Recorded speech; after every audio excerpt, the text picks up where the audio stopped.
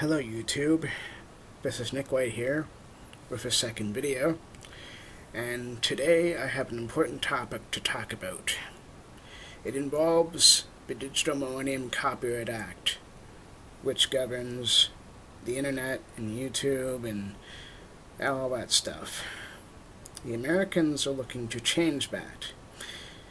Their Copyright Office in March of this year launched a consultation with the public and with the music industry and all the other different big groups into how to fix the DMCA, because the DMCA apparently has not worked the way they want it to work.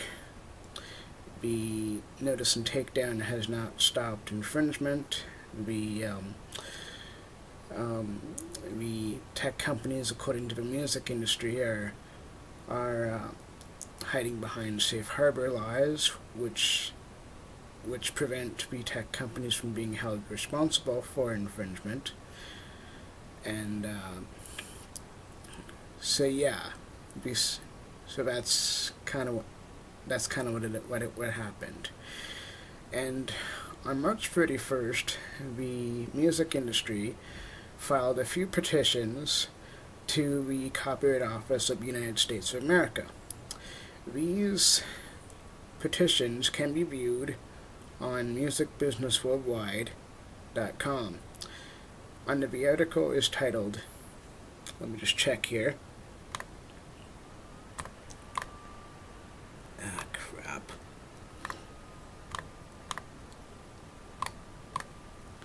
YouTube faces new DMCA enemy, Katy Perry and deadmau5's artist supergroup. And this was posted on April 1st of this year. Now, if you look on the article, you can see that there are 3 petitions that have been signed. The artist's songwriter's petition, the manager's petition, and then the creator's petition. Now, I'm just going to go ahead and read you guys this artist petition, okay? And then I'm going to read off for you the names of the signers, okay? And the petition is called Songwriters and Artists' Perspective on DMCA, a Threat to the Future of Creating Music. As songwriters and artists who are a vital contributing force to the U.S. and to American exports around the world, we are writing to express our concern about the ability of the next generation of creators to earn a living, given the legislative and judicial environment that has evolved in the wake of technological innovation over the last decade. The existing laws and their interpretation by judges threaten the continued viability of songwriters and recording artists to survive from the creation of music. The next generation of creators may be silenced if the economics don't justify a career in the music industry. This is the next paragraph here.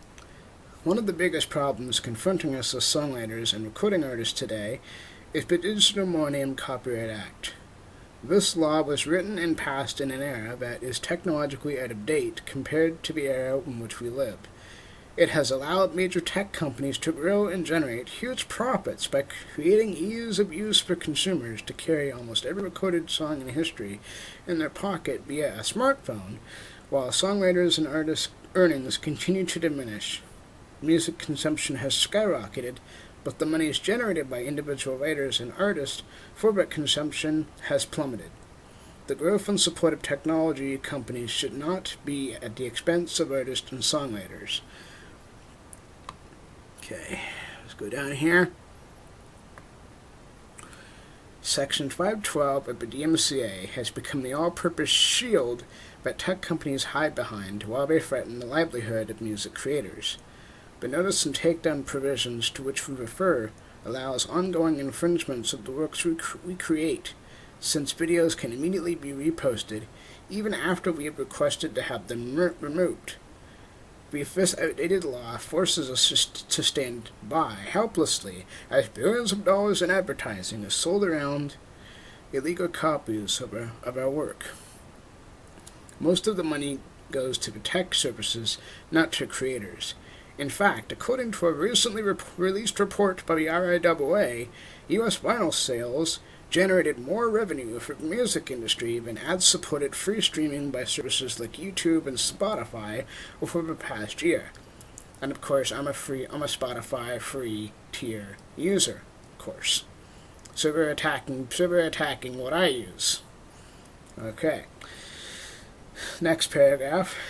The DMCA actually forced the success of digital services that are prepared to pay musicians a living wage. These legitimate services are having a difficult time getting consumers to pay for music when illegal copies of their music are readily made available through services that hide behind the DMCA. As writers and artists who spend countless hours perfecting our craft, it is extremely demoralizing to have no control over poor quality reproductions of our songs or performances. For some acts, videos posted from live concerts are not reflective of the way we would choose to present our performances. And illegal lyric videos, illegal? Wow, I didn't know that, are created without our consent. In some, the DMCA simply doesn't work. It's impossible for tens of thousands of individual songwriters and artists to muster the resources necessary to comply with its... Scroll down here. Application. The tech companies who benefit from the DMCA today were not the intended protectorate when it was signed into law nearly 2 decades ago. We ask you to recommend sensible reform that balances our interests as creators with the interests of companies who exploit our creations for their financial enrichment. It's only then that consumers will truly benefit. Yeah, okay. What about the fans? Just asking. Okay, and now these are some of the signatures. Now these are just some of the signatures that signed it. Respectfully submitted to the U.S. Copyright Office, signed as of 2 p.m. Eastern Standard Time, March 31st, 2016. Here's the list. Bryan Adams, Christina Aguilera, Saint Asonia, Estate of Count Basie, Tony Bennett, Eric Bent, Benny Blanco, John Bon Jovi, Black Veil Brides, Blue Oyster Cult, Danielle Brisbots, Garth Brooks, Nico Case, Kenny Chesney, Bootsy Collins, Chris Cornell, Sheryl Crow, Dave Matthews Band, Deadmau5, Estate of Ronnie James Dio, Carla Jirilikov, Kenny Babyface Edmonds, Melissa Etheridge, Fifth Harmony, Mick Fleetwood, Estate of Judy Garland, Sida Garrett, Sheila Green, Don Henley, Billy Joel, Gabrielle Cahan, Luke Laird, Amy Lee, Joni Madden, Barry Manilow, Maroon 5, John Mayer, Shane McAnally, David Patch, Steve Miller, Pearl Jam, Diane Reeves, Haley Reinhart, Lionel Richie, Tom Scholes, J.D. Silver, Ronnie Spector, Rod Stewart, Bernie Taupin, The Ting Tings, Pete Townshend, yeah, Steven Tyler, Stone Temple Pilots, Jim Valance, Kip Winger, Trisha Yearwood, and most surprisingly of all, Katy Perry. Yeah, Katy Perry has signed this petition. That's right, folks. The woman that brags about her YouTube numbers and Spotify numbers and all this other stuff has signed this petition. Yes, that is true. So that's what they want to do. And that was signed on March 31st of this year, and it is now April 20th of 2016. So almost a whole month have passed. And it's now gone before the courts, and they had a symposium on the 18th of this month of authors and artists and all that, and David Lowery attacked Spotify again, on that symposium, that the U.S. Copyright Office hosted, and basically he's the guy that has been suing Spotify since December for for not properly licensing songs and for not paying artists properly. And his lawsuit, of course, amounts to $150 million US. So, yeah, that's kind of what's going on. And of course, there was a counter protest that happened around the March 31st and April 1st time period. There was a counter protest.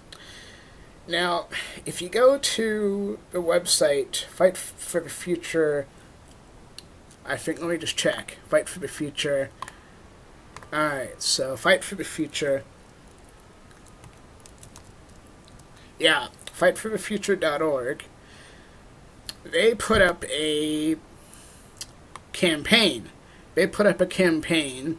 Where you could sign your name into a form that was put up, and they created a website for it called takedownabuse.org. Let's go there right now, and see you can still sign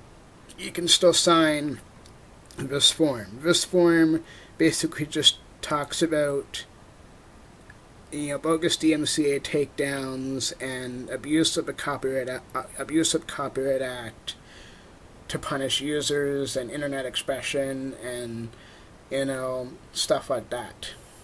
And so you can still sign it. You go to takedownabuse.org. You can still do this. Let's get the ball rolling on this. Okay, you can still do that. We have until May 31st. Now, the original campaign was going to end on April 1st because that was the initial end date that the Copyright Office had set, the U.S. Copyright Office. Yeah. But then apparently a lot of people had sent stuff in. It actually crashed the servers, basically, according to this article on fightforthefuture.org, which apparently, according to this article, here's the title: nearly 100,000 internet users call for Copyright Office to improve fair use and free speech protections in DMCA. And this article was posted on April 4th of 2016. And these users pretty much crashed the system. So the Copyright Office extended the date for 45 days after that. Yeah. So we have until May, the end of month.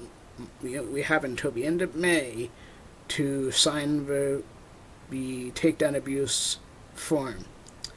And of course, you can modify that form as well. You can put your own stuff in. You can just sign it if you want. You can do whatever. You can share it. You can send it to people, and you can share it on social media. And they have stuff to do that. They can put it up on your Facebook and Twitter and all that stuff. All right. So yeah. So there you go. So there's a basic rundown of the history of the whole thing.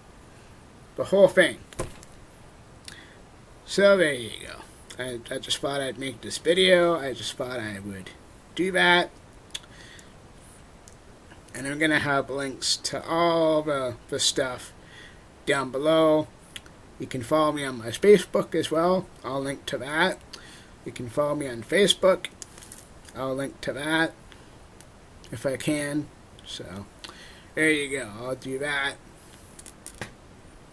Yep. It's in your court now, guys. Take care.